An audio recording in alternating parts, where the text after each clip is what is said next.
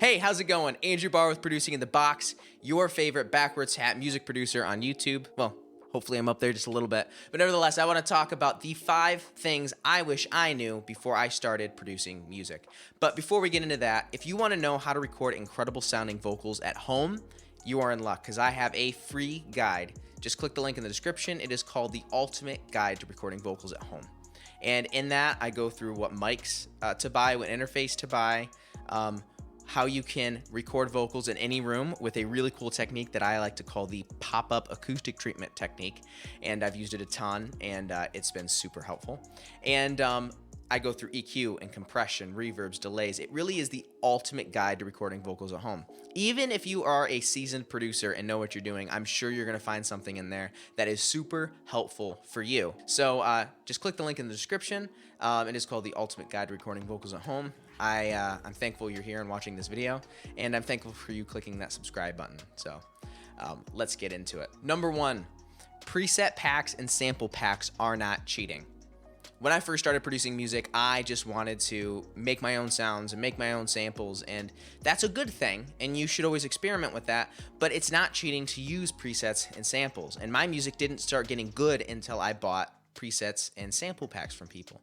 And like, you wouldn't go build your own guitar amp and say, well, now I'm a real guitarist because I've built my own guitar amp. It's like, no, you can buy a guitar amp and you are still a real guitarist.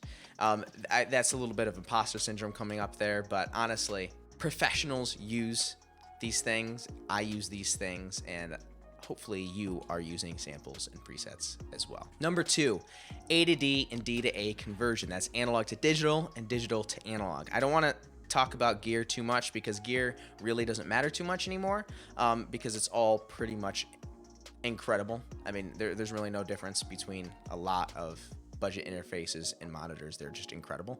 But you want to make sure that your microphone is pretty decent and your speakers are pretty decent and your interface is pretty decent, because you want to make sure that anything going into your computer is sounding good and anything coming back out. These pieces of equipment are more important than your plugins. They're more important than the time you spend mixing. This really is like how you get things into your computer, and they need to be really, really good. If you download my guide in the description, it is absolutely free. I go through what microphone and what interface to buy, especially if you're on a budget.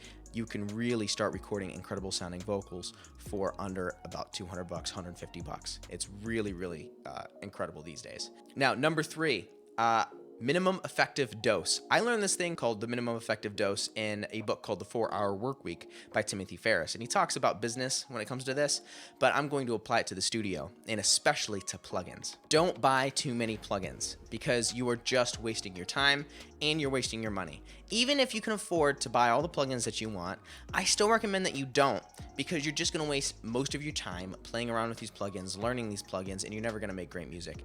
You want the minimum amount of plugins to make the best sounding music.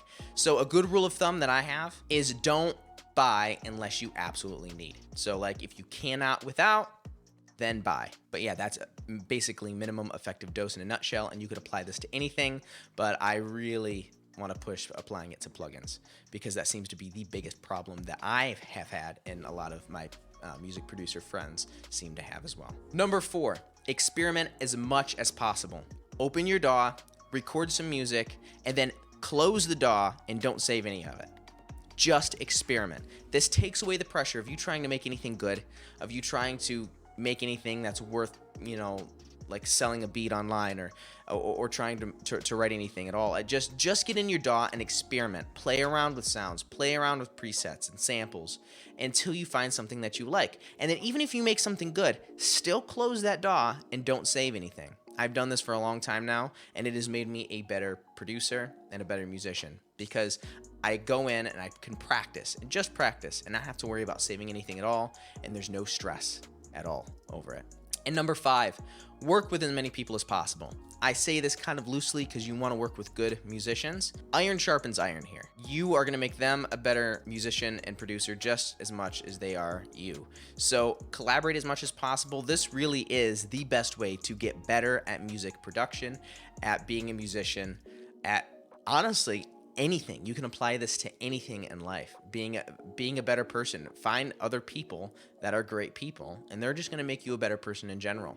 So niche down a little bit on that and collaborate as much as you possibly can. So those are the 5 things that I wish I knew before I started producing music, and hopefully you can learn from my mistakes and learn these a lot quicker than I did and start making incredible sounding music. Now, thank you for watching this video. Thank you for making it to this spot in the video. And thank you for being a subscriber. If you haven't already, just click the little button down below.